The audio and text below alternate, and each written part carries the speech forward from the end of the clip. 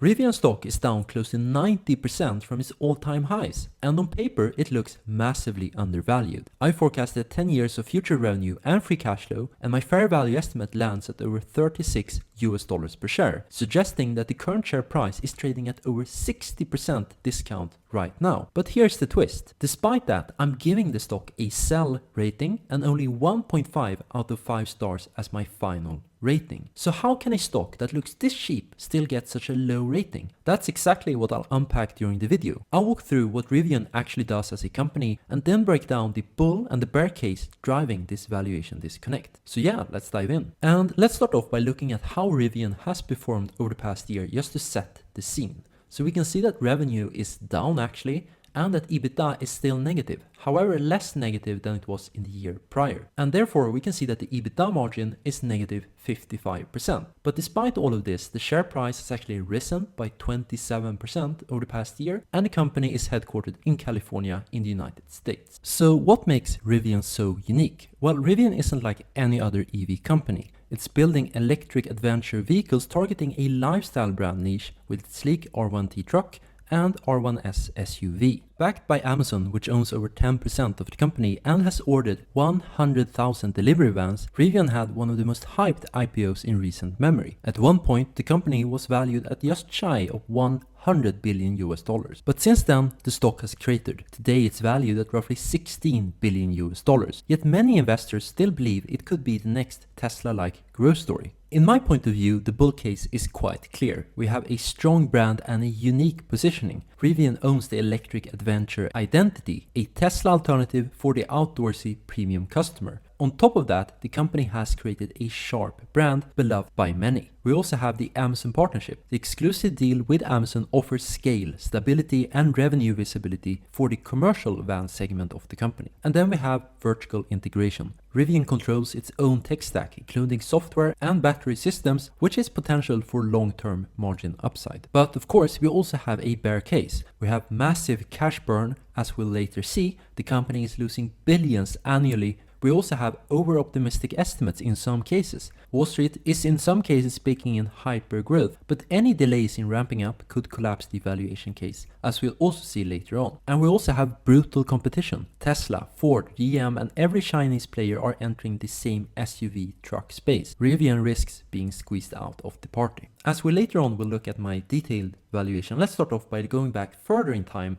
and looking at some historical financial data of the company, starting off with the core financial performance. And here we can basically see the revenue in blue and the EBITDA in green. And we can see, yeah, the revenue has expanded in the past few years despite a dip in 2024, right? Growing on average by 14% per year. However, EBITDA has remained negative throughout this time period. It's still negative, and the company lost $3.4 billion in EBITDA in 2024, which is quite impressive. Another interesting piece of data I like to look at has to do with the debt sustainability of the company. And here we can see the debt in purple, right? And we can see the excess cash in green.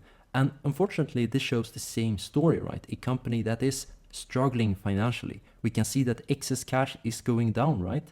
And debt is going up at the same time. On top of that, please ignore the debt to EBITDA ratio here, right? Because the company is operating at negative EBITDA. So it can't use any EBITDA basically, right, to pay down any debt, as the company is currently operating at a loss. As we later on will look at the free cash flow when doing the detailed valuation, let's also look at the free cash flow performance of Rivian in the past 5 years. We can see again the revenue in blue, and the free cash flow just follows the same trend as with the EBITDA, right? The company is free cash flow negative still. It lost almost $2.5 billion in free cash flow just in 2024. And then I ask myself, as a potential investor, how is this company still alive? Well, part of the reason is that the company is issuing new shares each year, which in turn is diluting shareholders by 7.3% per year on average. So here we can see the number of shares within the company in millions represented in these blue columns. And with that said, let's look at the detailed assumptions behind my valuation just to see how I got the company to be so undervalued. And these assumptions go all the way up to 2034, so 10 years in total. So yeah, let's start off by revenue growth. I'm assuming 18% per year. That's slightly higher than the 14% we've seen in the past 3 years on average. In terms of EBITDA margin, I'm assuming that the company will become EBITDA positive by 18% in 2034, And in terms of enterprise value to EBITDA multiple, I'm assuming 30 times, right, as we have a positive EBITDA. Now, in terms of average year-to-year free cash flow growth, I'm assuming 25%, right, as the company becomes free cash flow positive in the next coming years. I'm also assuming a 3% free cash flow yield in 2034. And lastly, I've applied a discount rate towards the company when doing my discounted cash flow analysis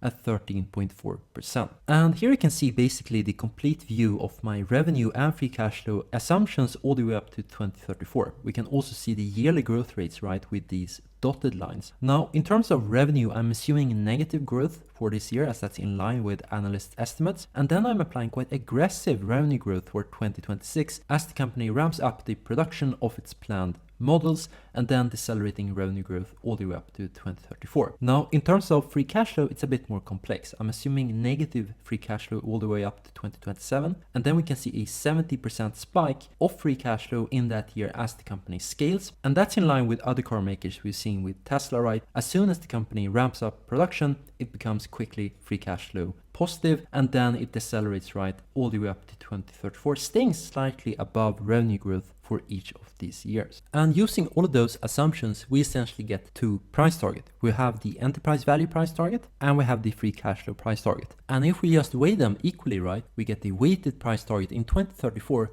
at roughly $100 per share. And with that price target, we also get this chart, which shows us how this investment could pan out. We of course have to invest in the company today, right?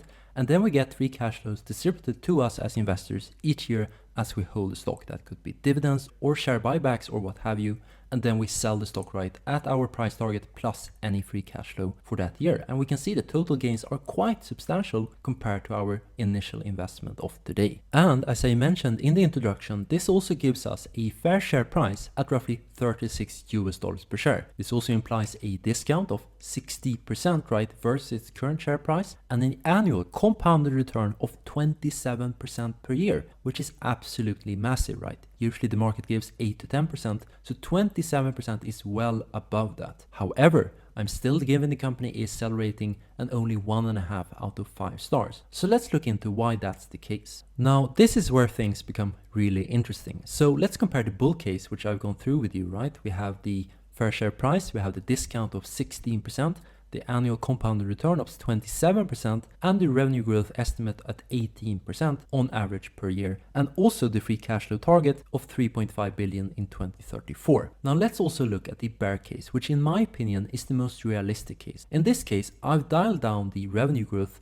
per year to 11% and the free cash flow target in 2034 to 1.2 billion. So basically a third of my bull case. And if we dial down the assumptions, which are still quite optimistic in my opinion, we get a fair share price of just $3 per share. And in that case, you could say that the share price today is trading at a 388% premium versus that fair share price. And the annual compound return then drops to just 3% per year. And this is entirely possible, right? These EV companies usually experience massive delays when they ramp up production. Tesla was the same case, right? They were delayed, eventually they become cash flow positive, right? But this is actually quite probable even for Rivian as well, right? And this is why I basically given the company just 1.5 stars. It's so hard to know where this company will perform. Will it be the bull case? Will it be the bear case? Or will it be somewhere in between? And let's also look at the share price of Rivian from a technical point of view. We can see this huge spike just a few years ago. That's of course the IPO of the company when it was valued at over $100 billion.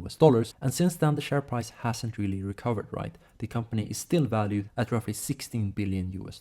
Now there are some bright spots looking at this on a technical point of view. And if we zoom in here a bit, we can see first of all that the share price is currently above its 200-day moving average. That's this blue line. That's a positive sign, at least looking at the momentum of the stock. On top of that, the stock has been within this green range for quite some time, between $27 and roughly $8. Usually when a stock has been within a price range for an extended amount of time, usually the share price breaks above that price range or below that price range. If you're bullish around the stock, it makes sense to enter here above the 200-day moving average. And the table in front of you shows what happens to the annual compounded return if the stock goes down in price. That's good for new investors entering the stock, or if the price goes up in price. And we can see if we look at the bear case scenario, which in my point of view is actually the realistic case, we currently have a 3% annual return. The stock could go down by 40% and we're still only at 6% per year. However, going back to the bull case and looking at the numbers we had before, if you're optimistic and think that this company can actually scale, then basically the current share price offers well above market rate returns at 27% per year. Now, if the stock would drop by 10 or 20%, then you could get returns that are above 30% per year, which is absolutely massive. And as we saw before, I gave the company a sell recommendation and a final rating of just 1.5 out of 5 stars. And here you can see basically all the key considerations behind that rating. Where the company has scored really high has to do with revenue growth. Yes, the company has shown strong revenue growth in the past few years, and also in terms of brand and reputation. However, if we look at EBITDA growth, free cash flow, if we look at debt or consistent stock performance, that's all no across the board. And if we look at the valuation that is pessimistic or in my opinion realistic, then the expected annual return is not high and the company is not well priced. We also have quite extensive competition, right, from other car makers in the US and from China, right, that are competing head to head against Rivian, often at a much lower price. And lastly, we have quite high legal and macro risk. We have trade tariffs with the US and the rest of the world, right, which also could impact Rivian's possibilities to export their cars in the short term. Thank you so much for watching this video. If you found it informative, please feel free to like and subscribe. And if you go down to the link in the description below, you get the free one-pager which includes 5 years of financial data, my full DCF assumptions, and the forecast summary as well. So yeah, thank you and I'll see you in the next one.